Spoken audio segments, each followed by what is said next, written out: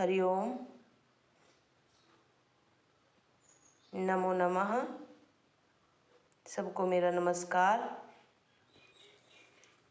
आज हम कक्षा 8वीं का पाठ 4 का अभ्यास करेंगे।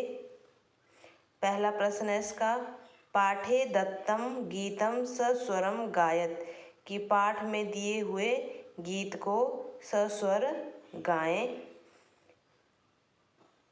प्रश्न नंबर 2 है, अधोलिखितानां प्रश्नानां उत्तराणि एक पदेन लिखत, कि नीचे दिए गए प्रश्नों के उत्तर एक पद में लिखने हैं।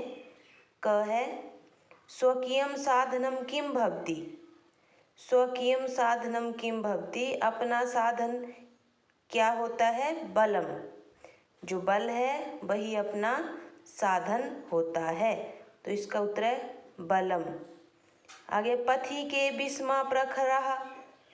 पथि के विस्मः प्रखरः, कि रास्ते में क्या तीखे नुकीले हैं? तो पाषाणः, जो पत्थर हैं वह विस्मः प्रखरः हैं। सततं किं करणीयं, लगातार क्या करना चाहिए? सततं किं करणीयम, ध्येय स्मरणम। ध्येय, ध्येय का अर्थ है कि जो आपका उद्देश्य है उसका स्मरण, ध्येय स्मरणम। आगे, एतस्य गीतस्य रचयिता कः, इस गीत के रचयिता कौन है? श्रीधर भास्कर वर्णेकरः। सः कीदृशः कवि मन्यते, वह कैसे कवि माने जाते हैं? राष्ट्रवादी कवि, ये इसका उत्तर है। आगे है प्रश्न नंबर 3, मंजूषातः क्रियापदानि चित्वा रिक्त स्थानानि पूरयत। मंजूषा से क्रियापद चुन करके रिक्त स्थान भरने हैं। पहला है, त्वं विद्यालयं चल, पहले में चल भरेंगे। राष्ट्रीय अनुरक्तिम विधेहि, विधेहि, राष्ट्रीय अनुरक्तिम विधेहि, विधेहि, ध, ये ध पढ़ेंगे इसको। मह्यम जलम देहि, मूढ़म जहिहि, मूढ़म जहिहि धनागम तृष्णाम। आगे, भज गोविंदम सततम ध्येय स्मरणम कुरु, तो आपने इस तरह से मंजूषा से चुनकर इनको भरना है। आगे है इसका प्रश्न नंबर 4, उचित कथनानां समक्षम आम, अनुचित कथनानां समक्षम न इति लिखत। आम का अर्थ होता है हाँ, न का अर्थ नहीं। तो जो सही कथन है, उचित है, उसके आगे आम लिखना है, हाँ लिखना है, और जो अनुचित है उसके आगे न लिखना है। तो हमारे पास है, निज निकेतनम गिरिशिखरे अस्ति। निज निकेतनम, अपना जो आवास है वो पर्वत की चोटी पर है। तो हमने इस पाठ में पढ़ा कि आवास कहाँ है? पर्वत की चोटी पर। इसका होगा अब आम, हाँ। स्वकीयम बलम बाधकम भवति, अपना जो बल है वह बाधक होता है, तो न, नहीं, अपना बल बाधक नहीं होता, वह साधक होता है। बल जो है सहायक होता है। पथि हिंस्रः पशवः न सन्ति, रास्ते में हिंसक पशु नहीं है, तो इसका न होगा न। रास्ते में हिंसक पशु हैं, लेकिन यहाँ दिया है कि नहीं है, तो इसका भी न लिखेंगे। गमनम सुकरम अस्ति, जाना बड़ा ही सुकर है। सुकर का मतलब है आसान है, न, नहीं। गमनम जो है बहुत ही दुष्कर्म है, बड़ा कठिन है वहाँ जाना। आगे, सदैव अग्रे एव चलनीयम, हमेशा आगे ही चलना है, हमेशा आगे ही चलना है। आम, तो आगे ही चलनीयम, आगे ही चलना चाहिए हमेशा।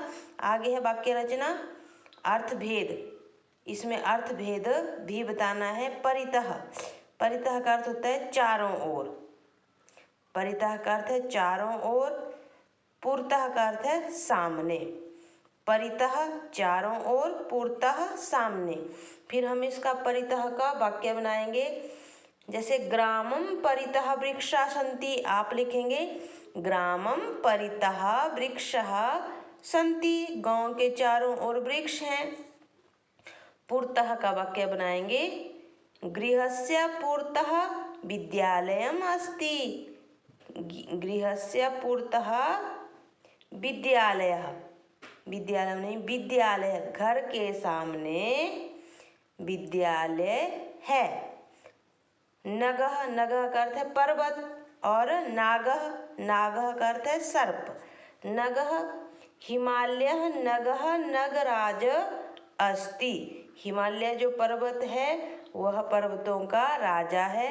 हिमालय पर्वतः, हिमालयः, नगः लिखेंगे, हिमालयः नगः नगराजः अस्ति। आगे नागः, नागः विषधरः भवति। नाग जो है बड़े विषैले होते हैं।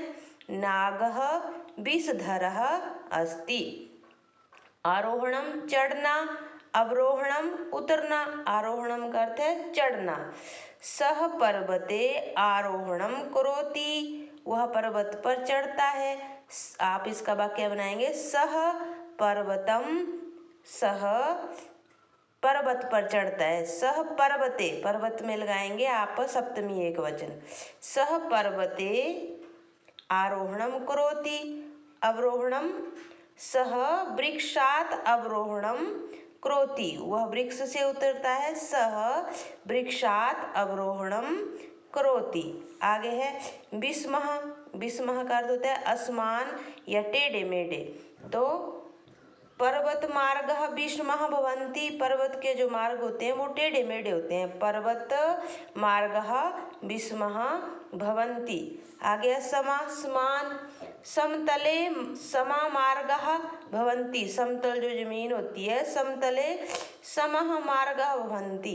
समतले, समतले समः मार्गः भवन्ति, समतल पर समान मार्ग होते हैं। आगे है मंजूषातः अव्यय पदानि चित्वा रिक्त स्थानानि पूरयेत्। मंजूषा से अव्यय पद चुन करके रिक्त स्थान भरना है। विद्यालयस्य पुरतः एकम उद्यानम अस्ति। विद्यालयस्य पुरतः का अर्थ है सामने, विद्यालय के सामने एक बगीचा है। सत्यमेव जयते, सत्य की ही जीत होती है। एव का अर्थ है ही। किम भवान स्नानम कृतवान खलु, क्या आपने स्नान कर लिया। सह यथा चिंत्यति तथा आचरति, जो वह जैसा सोचता है वैसा ही आचरण करता है। आगे है हमारे पास ग्रामम परितः वृक्षा सन्ति। परितः का मैंने आपको अर्थ यहाँ पे बताया हुआ है। परितः का अर्थ होता है चारों ओर। ग्रामम परितः वृक्षा सन्ति, गांव के चारों ओर वृक्ष हैं। विद्याम बिना जीवनम वृथा, विद्या के बिना जीवन व्यर्थ है। सदा भगवंतम भज, सदा भगवान को भजो।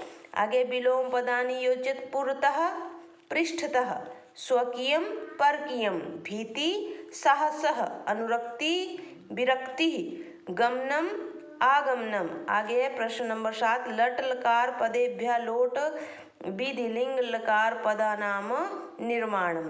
कि लट लकार के पद दिए हुए हैं, लोट लकार और विधिलिंग लकार का निर्माण करना है। जैसे उदाहरण दिया है पठती, पठतु लोट लकारे, पठेत विधिलिंगे।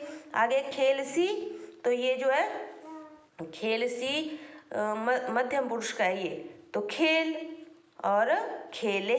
खादंती, खादंतु, खादेयुः। पिबामि, पिबानी, पिबेयम। हस्तः, हस्ताम, हसेताम। नयामः, नयाम, नयेम। आगे हमारे पास आ का लिखेंगे अधोलिखितानि पदानि निर्देशानुसारम परिवर्तित, कि जो पद दिए हुए हैं उनको निर्देश के अनुसार बदलना है। पथिन सप्तमी एक वचने पथी। राष्ट्र चतुर्थी एक वचने राष्ट्राय। पाषाण सप्तमी एक वचने पाषाणे। यान द्वितीय बहुवचने यानानि। शक्ति प्रथमा एक वचने शक्तिः। पशु सप्तमी बहुवचने पशूनाम। तो इस तरह से आप पाठ 4 का अभ्यास करेंगे। इसको अच्छी तरह से आप समझ गए होंगे। इसको याद करिए और परीक्षा में अच्छी तरह लिखिए। धन्यवाद।